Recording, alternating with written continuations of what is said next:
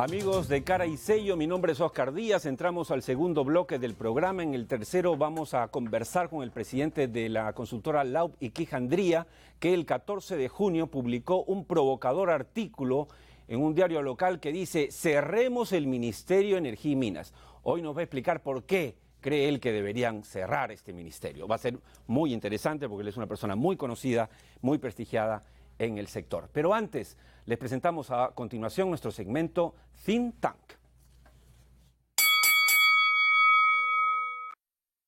Bien, como siempre, tengo acá dos que no son adversarios, no se asusten por el gong, no se van a pelear, van a más bien complementar para explicarle a nuestros televidentes de Cara y Sello de qué se trata. El tema propuesto hoy, atención amigos empresarios, atención señores directores de empresas privadas y públicas, ya nos aclararán eso. A ver, empiezo explicando. Amigos de Cara y Sello, en base a los acuerdos para acceder a la OCDE, el Perú creó, el gobierno dio una ley en el 2012 anti-elusión tributaria. El 2014, el propio gobierno de Ollanta Humala suspendió la posibilidad de que SUNAT pudiese aplicarla, porque había muchos temas que todavía precisar. En mayo de este año, este gobierno, el de Martín Vizcarra, dijo: ok, levantemos esa suspensión y la SUNAT puede empezar a aplicarla. Pero, oh sorpresa, en octubre del año pasado, el 18, el MEF emitió algunas precisiones respecto a esta ley, despertando mucha preocupación en tres temas. Uno, convertía a los representantes legales de las empresas en responsables solidarios de elusión tributaria. Dos, dentro de esta figura incluía a los directores de las empresas, cosa que no había pasado nunca antes, como responsables del planeamiento tributario. Y tres, dejaba abierta la posibilidad de que la SUNAT pueda aplicar esta ley, no a partir de este año, sino a partir del 2012. Es lo que algunos toman como algo retroactivo y atentatorio. Bueno, de eso vamos a hablar hoy con nuestros dos expertos. David Wharton, socio de impuestos de EY, y Dante Sanguinetti, socio de impuestos de PPU. Buenas noches, señores. Buenas noches. El tiempo es tirano, pero ustedes ya han estado con nosotros. Estoy seguro que van a ayudarme a hacerlo muy claro, muy directo y muy breve. Para empezar, David, por favor, ¿cuál es la diferencia entre evasión y elusión tributaria? A ver, este es un tema importante de aclarar porque lo que busca combatir esta norma es básicamente la elusión. Cuando hablamos de elusión tributaria, siempre, tanto la doctrina y desde el punto de vista técnico, para hacerlo simple, es cualquier planeamiento que está dentro de la legalidad y que cualquier asesor o cualquier compañía utiliza los mecanismos legales que la ley prevé para poder hacer un planeamiento más eficiente que le permita tener una carga fiscal más baja o tener una carga fiscal nula. Mientras que en el caso de la evasión es un tema un poquito más, creo yo, que tiene que ver con un tema de la voluntad del contribuyente. En algunos casos se habla de dolo, que lo que busca es no pagar impuestos a sabiendas y ocultando o tergiversando información, que es lo que hace al contribuyente no pagar el impuesto a sabiendas de que los tributos se han generado en determinada transacción. Mientras que en la elusión tú puedes hacer que la transacción no necesariamente pase por el presupuesto de la ley, es decir, simplemente me la salto, lo cual es un tema lícito. Mientras que la evasión también se asocia mucho con el tema de ilicitud. Pero como, digamos, la evasión es mucho más evidente, es como cuando, esto lo entenderán todos los amigos televidentes, cuando, por ejemplo, vendes un auto o vendes una casa o la compras y no pones el precio real, sino otro para, obviamente menor, para pagar menos. Evasión. En el caso de elusión es que, digamos, optas por un camino distinto. Es como ir por la Panamericana Sur y evitar el peaje de Villa, irte por las alternas, llegas al mismo destino y entonces ahí entra la discusión, ¿debió o no pasar por el peaje? Que es totalmente válido que puedas no pasar por el peaje. Y ahí mi pregunta a Dante Sanguinetti, de PPU, es: ¿cuál es el objetivo de esta ley antielusiva? ¿Meter a la cárcel a los directores, cosa que están varios de los que nos están viendo muy preocupados, o hacer que estas empresas paguen sus impuestos? Sí, claramente, Oscar. El objeto de una cláusula antielusiva general, ¿no?, únicamente es una herramienta que tiene la propia administración tributaria para, en el marco de una fiscalización, poder combatir estructuras, ¿no?, que únicamente buscan reducir la carga o eliminar la carga tributaria, ¿no?, y que no tengan una sustancia económica, que el único propósito haya sido dejar de pagar impuestos, pese a que son operaciones reales. ¿De acuerdo? Un ejemplo muy simple. Tú tienes barcos, yo tengo terrenos. Si a mí me interesan tus barcos y a ti mis terrenos, tenemos que hacer 2 compraventas. Digamos que el precio tributario son 100. Pero ¿qué hacemos? Alguien con mucha sagacidad te dice, mejor constituyamos una compañía, cada uno hace una reorganización sin efecto tributario, cada uno aporta por 100 sus respectivos activos, y después de 3 meses liquidamos la compañía y hacemos intercambio alternativo de bienes. ¿Qué pasó acá? Toda esa estructura se ha hecho ¿con qué propósito? De lograr la compraventa. Entonces la administración tributaria va a tener la facultad de decir, acá ha habido una compraventa en lugar de esta operación. ¿Cuál es el sustento económico para haber realizado toda esta estructura? A tu pregunta, ¿van a la cárcel, no van a la cárcel?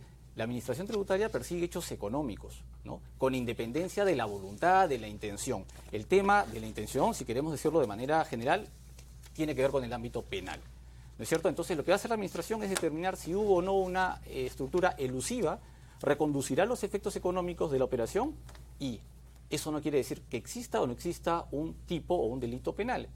Como ocurrió en el pasado, el fiscalizador podrá emitir un informe o decirle, Ministerio Público, esto es tu campo. De acuerdo. No hay necesariamente una congruencia o una convergencia entre la elusión y el delito tributario. Fíjate que en esta norma antielusiva se presume que los representantes legales, ¿no?, como parte de estas normas, actuaron con dolo, negligencia o abuso de facultades, pero únicamente para atribuir responsabilidad solidaria, no para imputar un delito. David Wharton, hace 10 días la SUNAT prepublicó por fin 2 resoluciones sobre la forma en que se aplicaría esta norma antielusiva. ¿Qué dicen estas resoluciones? En resumen, ¿aclaran o confunden más las cosas? Mira, son resoluciones, yo creo, procedimentales. Es decir, cuando sale la ley original, esta norma prevé de que debería haber un órgano resolutor, y es importante ver el antecedente. Mira, yo te voy a contar lo que en mi experiencia ha venido ocurriendo.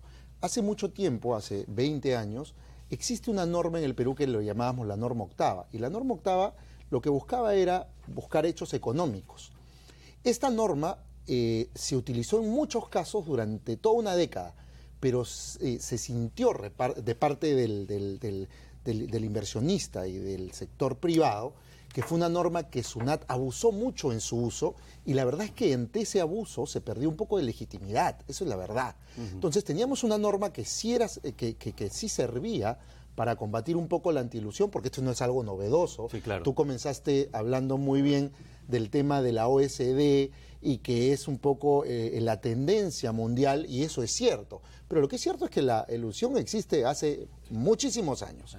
Y esto, cuando al inicio fue atacado con esta norma octava, lo que es cierto es que la gente sintió que el contribuyente sintió que fue en muchos casos usada por SUNAT de manera indiscriminada. Entonces, claro, ¿cómo le hacemos una especie de uso correcto? Pero el reglamento, estas 2 resoluciones, ¿ayudan o no? Cuando si sale no la norma 16, cuando sale la norma 16, te dice, hay un órgano resolutor que debe verificar si es que la norma 16 está correctamente aplicada. Esa es la prepublicación del proyecto, para saber cuáles son los requisitos, quiénes son las personas idóneas. De este comité. De este comité. Y ahí me voy a preguntarle a tu colega, es. a Dante Sanguinetti, ¿qué nos garantiza que los integrantes de este comité que definen estas resoluciones tengan la capacidad técnica? Porque, vamos, no es tan fácil, a diferencia de una evasión tributaria, encontrar la elusión. Tú has dado en el tema medular, Oscar. Lo que va a marcar la diferencia acá, lo que va a dar tranquilidad, es la capacidad técnica que tengan estos 3 representantes con sus 3 suplentes. Si no empieza una cacería de brujas, justamente que nadie quiere. La razón de suspender la aplicación, ¿no?, por parte de la administración de esta cláusula antielusiva general es no solo dotar de certeza, sino también capacitar.